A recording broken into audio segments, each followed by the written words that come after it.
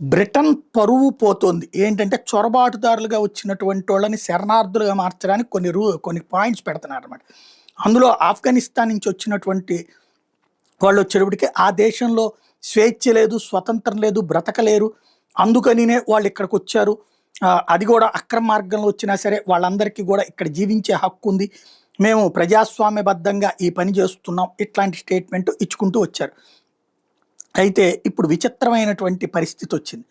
ఈ ఆఫ్ఘనిస్తాన్ నుంచి అట్టొచ్చినటువంటోళ్ళని, వాళ్ళు అక్కడ బ్రతకలేక ఆ దేశ ప్రభుత్వం హింసిస్తుంటే ఇక్కడికొచ్చారు అని బ్రిటన్ ఎవరికైతే శరణార్థులుగా ఇచ్చిందో, వాళ్ళు సమ్మర్ సెలవులకి లేకపోతే చలికాలం సెలవులంటూ వ్యాహ్యాలకి అంటే లైక్ టూర్‌లకి పోతోంది ఆఫ్ఘనిస్తాన్‌కి పోతున్నారు. అంటే ఏ దేశంలో బతకలేక తరిమివేయబడ్డామని వచ్చారో, ఎంజాయ్ చేయడానికి మళ్ళీ అదే దేశానికి పోతున్నారు. శరణార్థులుగా వచ్చినటువంటి వాళ్ళు.